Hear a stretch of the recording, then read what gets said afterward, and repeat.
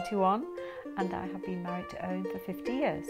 I'm Owen, I'm 84 years old and I have enjoyed marriage to Anne for 50 years. We met one evening. I understood that my brother was having a visitor for a fortnight and it was going to be a young girl from Yorkshire, Huddersfield. And so with two friends that first night we bought a large bottle of cider and went over to view the goods, see what had come down from the north.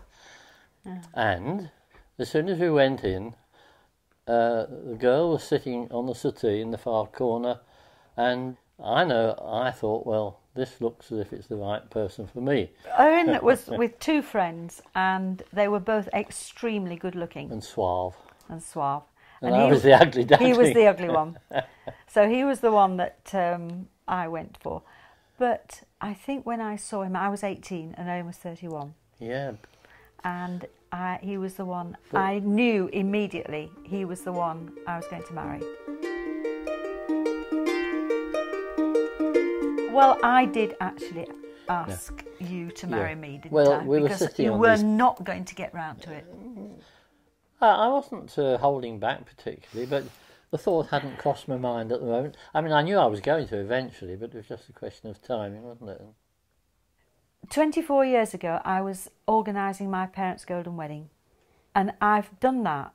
I've gone through that. And I think, wow, half a century of being married is there is no one thing that you can put your finger on, really.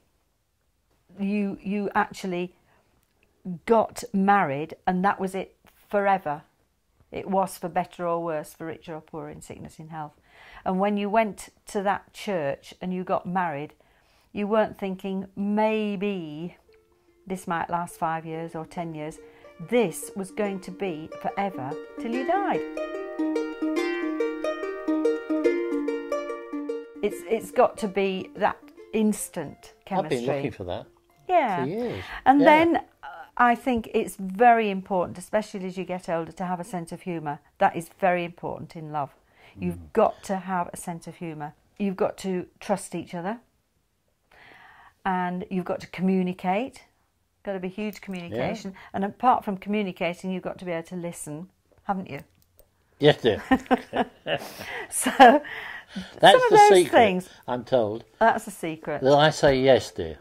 That just makes all the difference. That's his answer. If not, I say, coming. I'm sure during the course of the day I say I love you 1 or 2 times or more. I don't put my arms around you as much as I should. And we have a little kiss every time in the morning sweet. When we get up, don't we? Sweet. Yeah, we're physical, okay? Yeah. You know, it's nice to hold hands, it's nice to kiss, isn't it? It's and nice when to we hug. go out, I'm afraid, may seem soppy, but we hold hands. It's probably to stop me falling over now, but... Are you romantic, dear? Well, Anne would say not, actually. No, I would say not. But on the other hand, depends what you mean by romanticism, I think, because I associate it with places a bit together with you and with excitement. Now, I mean, to me, it's romantic seeing the sun come up on the beach in Bali at 5 o'clock in the morning when everything goes gold. Which is nothing to do with me. But I mean, Anne is with me. Not at 5 o'clock in the morning, I'm not. Yeah, we were. This is when we... okay. We did 2 mornings at 5 o'clock. It's absolutely brilliant.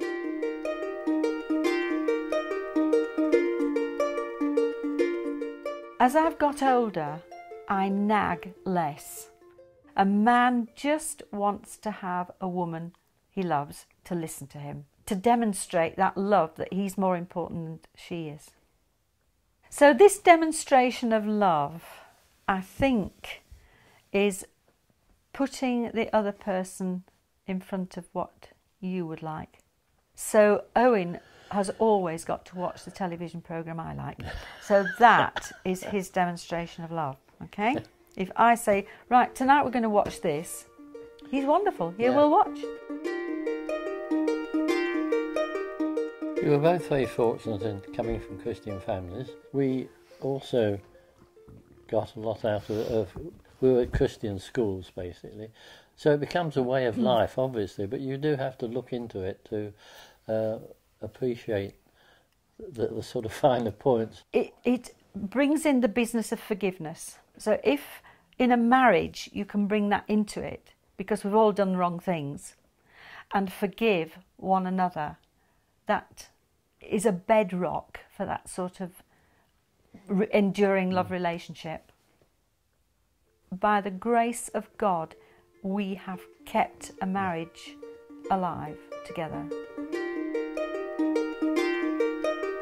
It has got to come back to being comfortable with one another. The fact that we have made a decision not to be comfortable with anybody else, and that embraces the whole of one's character and personality. Yeah, we are still in love. We still love each other. We want the best for each other. But as I say, the miracle is that it has lasted for 54 years. That is actually mind-blowing, isn't it?